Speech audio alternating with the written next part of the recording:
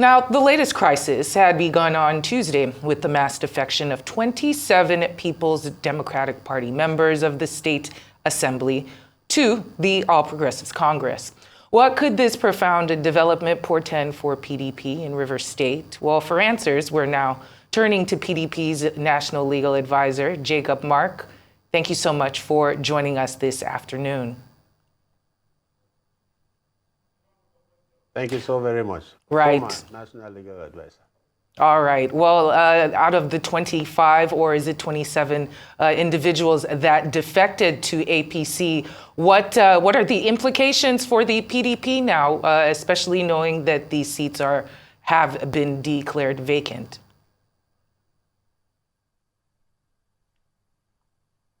Certainly, the courts have settled this matter long before now. And one of those cases was in respect of one Abegunde and the Ondo State House of Assembly, which the Supreme Court decided in 2015, where the court clearly said that once you have left the political party under which you were elected, you automatically lose your seat. And the courts have followed and sustained this pronouncement and decision, with the exception that if you are in the new political party as a result of a division in the or crisis in the national body of your political party, then your defection can be excused. But the Supreme Court in that case, it defined what the division is like, and it was clearly stated that the division must be such that will be impracticable for the political party to function. That is the kind of division that can justify the defection of a member from the political party under which he won election to another political party. But once that kind of division does not exist, if you leave the party that gave you the ticket to contest, you automatically lose your seat. This is applicable and is founded in the Constitution. It's not in a subsidiary legislation. It's found in Section 109, subsection 1G of the 1999 Constitution. We find that that is in respect of House of Assembly. In respect of National Assembly, it's also in Section 89, 1G. So the position of the law is very, very clear. And nobody should even be found arguing about it because it comes, derives from the Constitution of the Federal Republic of Nigeria. We have had some attempt to justify the defection by some people, claiming that there is something to do with the National Secretary of the PDP. I smiled when I heard that because nobody is even aware that there is a crisis in the PDP. There may be some misgivings as regards the participation of the National Secretary in the last gubernatorial election in his state. But that has not in any way occasioned a division at the national level of the party. That is not the kind of division contemplated by the Constitution of the Federal Republic of Nigeria. Now, Mr. Mark, we know that elder statesman Edwin Clark has asked President Bola Tinubu to call Nyesom Wike to order, as he says there will be chaos if all predecessors insist in controlling, their successors, which is a very valid point. But if it's only the president that can call Nyesom Wike to order, why is he still in the PDP? Why does the PDP seem helpless and frightened, to confront the menace that the former governor now represents for the party?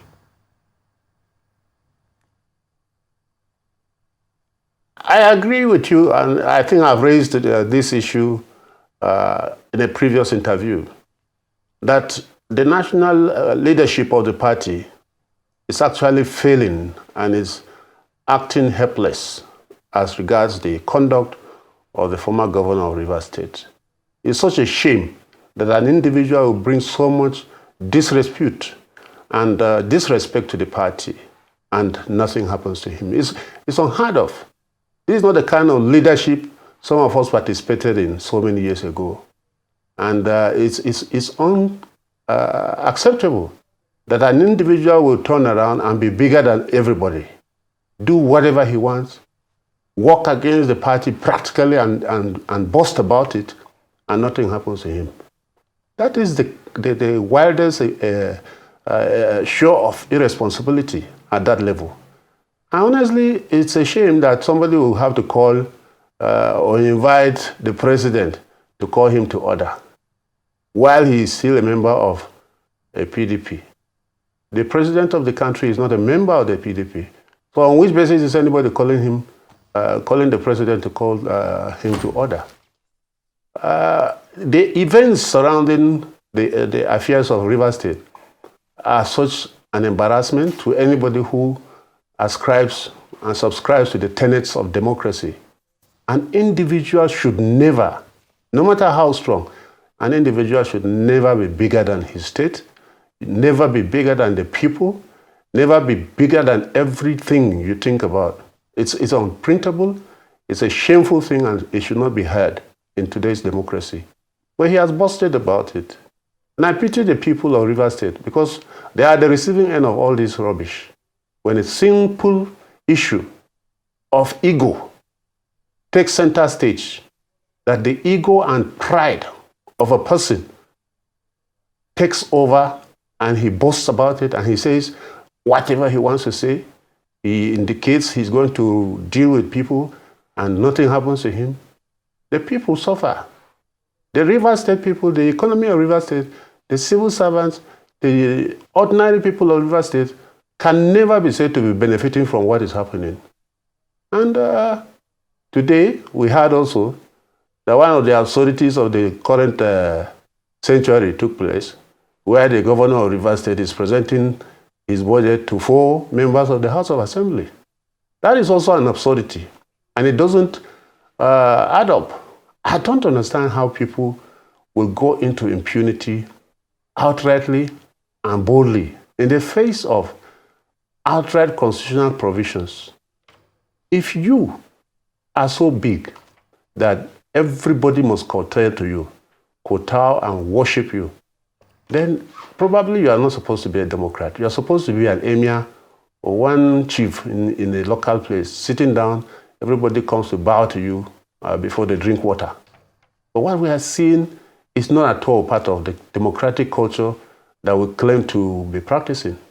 It's not done anywhere, and the example being set by people in Rivers State is certainly unacceptable, undemocratic, and very uncivilized. Well, the wrath of Wike is certainly one for history books that will be studied for a long time coming, but some could criticize the PDP and say he is a monster that they created. If we go back in history, just previously to the presidential elections, we saw the fallout from that and how he had vowed to get the PDP back for betraying him on the Igbo presidential ticket, etc. But now that Wike has shown all his cards consistently and very bravely all through all of this, is the PDP expecting any calls for his moving to the APC? Do you expect any announcements of a defection from Governor Wike? Personally, I'm not sure Wike is a member of the PDP. In reality, because everything non-members of the party can do, he has done above the non-members, and he has never hidden it. And that's my worry, that a person will go out, desecrate the party, embarrass the party, disgrace the party, make sure the party is defeated in the elections, and nothing happens to him. That's what I'm talking about, that there is an absence of leadership at the national level as far as the PDP is concerned. Nobody dared to do this kind of thing during the days of Ahmadu Ali, Solomon La of blessed memory. You can't do this when they were chairman of the party. You can't. Who are you? A governor? The party made people to become what they are. With due respect, some of them were made local government chairmen, became aides to governors, from there transmuted to become governors, and now they are teen gods. That's impossible. This kind of thing would never have been allowed to happen when we had very strong party leadership. There is a weakness and an unprecedented display of weakness on the part of the party, and that's why these kind of things can happen. But a lot of people say that, well, Wike was responsible for the enthronement of some of these guys into office. He made them, or he sponsored them to contest election and become leaders of the party, and that some may have been compromised along the way. That's why they can't say anything. Well, that being as it is, it also says a lot about the kind of people we elect into party positions. There should be a growth, a development and improvement in how our party machinery and our party structures are occupied. It should not be an all-comers thing, where people without any sense of history, without any history of existence or being strong party people, will just come and take over the leadership of the party. You find them allowing personal interests to override the overall interests of the party. And this is replicated at the national level up to some states, where the leadership of political parties are in the hands or in the pockets of a handful of people. No wonder we cannot find democracy. No wonder we cannot find the right candidates to contest elections, because a handful of people pick or put the party under their control and make sure that it is what they want that takes place. No wonder we can no longer win any elections. Primaries come, people impose themselves, or people are handpicked to contest elections, and when they get to the general election, the results come out very clearly. Don't mind the hue and cry in some states that recently conducted elections. The primary elections in those states were terribly manipulated by a few and a handful of people. The larger members of the party in some of those states never participated in the emergence or the primaries that brought out those candidates, and that's why the party lost. So gradually, the benefits and the fruits of democracy are being defeated because individuals grow bigger than the generality of the people. Members of the political party are relegated to the background. The interests of a handful of people take super stage, and they determine, they call the shots in everything. So the fortunes of any political party, not just the PDP, once they become, once they are warehoused in the hands of one or two people in a state or in the country, you find a handful of people that are calling the shots. There is no democracy. There will be no democracy. And honestly, when Wike and Fubara were dancing and insulting the national leadership of the party prior to the elections, it was very clear that the foundation for crisis was being laid. And Fubara should have himself to blame today, because he followed Wike to dance. You dance on the tail of a tiger, gradually you will enter its mouth. And that's what has happened to Fubara. He cannot run to the national party now because he ignored them, he insulted them, while enjoying his romance with Wike. So gradually, things will come to fruition. Once you lay your foundation on sand, when the storm comes, the house will not stand. And that's what we are seeing. It's a terrible story, and playing out in River State. It's not a nice drama to watch. Not good for the generation behind us. They can't learn anything positive from whatever is happening. And all of it boils down to ego. The personal, the show of force, the show of I am the one. The show of I am the one that should call the shots. And it's not at all part of the democratic culture that we should be passing back to those behind us. It's not correct at all. Now, Mr. Mark, you've hit the nail on the head. You've actually said, a number of issues that are troubling the PDP, lack of internal democracy, money politics, imposition of candidates, and so on. This has led to building strong men instead of having a strong political party. Now, my own question to you is, what now is the PDP doing at the moment to change this narrative?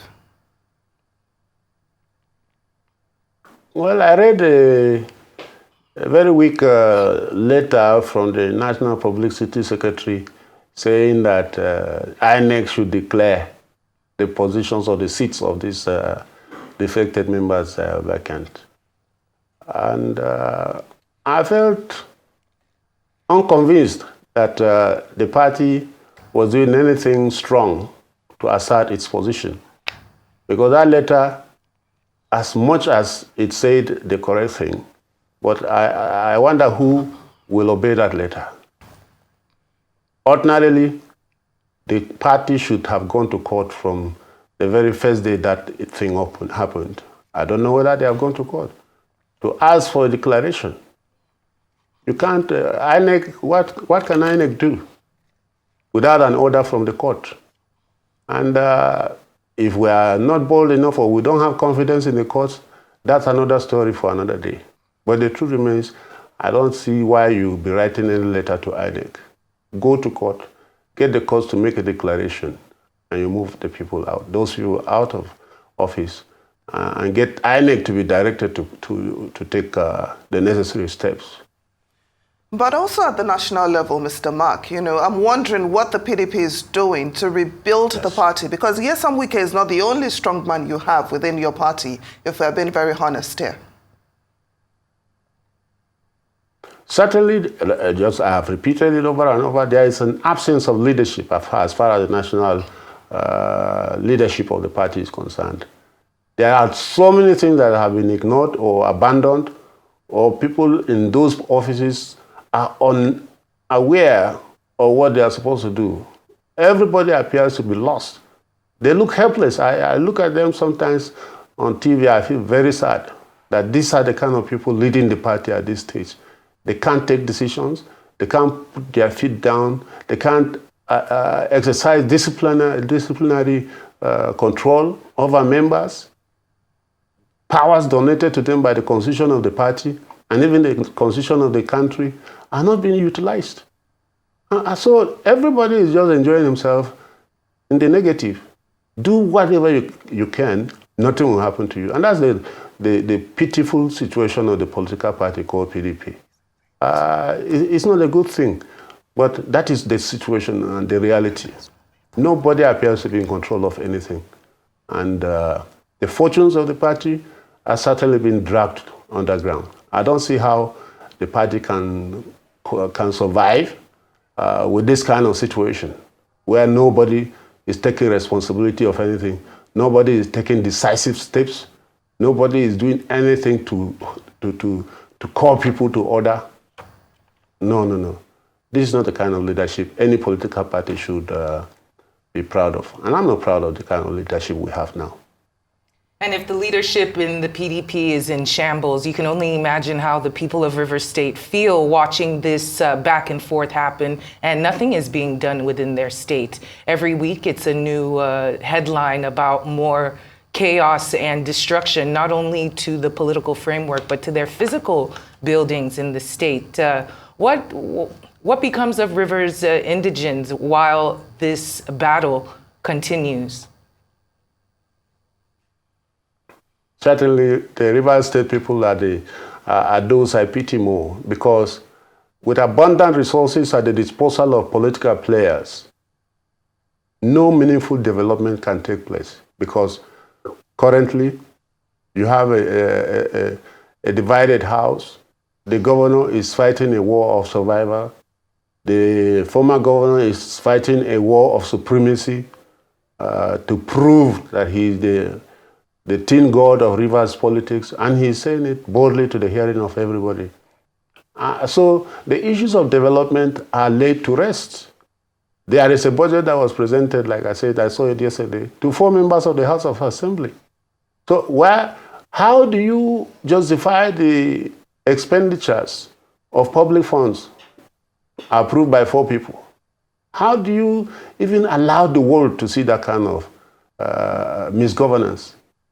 And when I saw old men waving flags and dancing, I felt sorry for the people of Rivers State, because they didn't elect human beings that have respect for them. Because if you have respect for the people who voted for you, you will be careful in decisions you take just to fuel the ambition and the ego of one person. You don't do that to the people. They don't pity the people. They don't care about the welfare and the good of the people that they were elected to govern. They are busy fighting the war of supremacy on behalf of one person. And it is not supposed to be like that. That the state, its agencies, its works, its people are being ignored or sacrificed on the altar of personal agenda and personal grouse and ego is certainly below the standard of a state like Rivers. They keep saying they have so many professors. Yes, I know. We have some of the best brains from Rivers State in our profession. So I wonder how these people are allowing a handful of persons, particularly the former governor, to take Rivers for a ride, just to prove that he's a big masquerade. It's not a palatable happenstance. And the people of Rivers State, particularly major stakeholders, should not allow this to continue. I don't know how they will do it, but they can, and they should find a way of stopping this kind of grandstanding at the expense of the people of Rivers State. Resources are being wasted. Precious time is being wasted. People, the interests of the ordinary man are not being considered. Rather, we have people shuttling between Abuja and Rivers and Port Harcourt every day, spending millions of naira just to prove a point.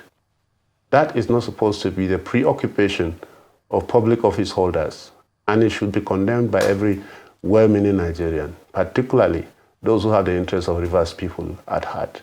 And I thank God for the likes of Edwin Clark, but I don't think they should be calling the president to do anything. They should be calling themselves, calling the people of Rivers, the stakeholders of Rivers. They are owners of Rivers State, for God's sake.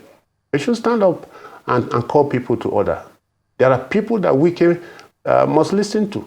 In Rivers State, there are people that Fubara and the members of the House of Assembly must listen to from Rivers State. I don't think the state is bereft of personalities that can call people to order. It's just that maybe they have not found it necessary to do so. But I know that there are men of caliber, men of distinguished personality that can call people to order. And they should step up now, because Rivers is sinking. It's not Wike or Fubara that are suffering. It's the masses.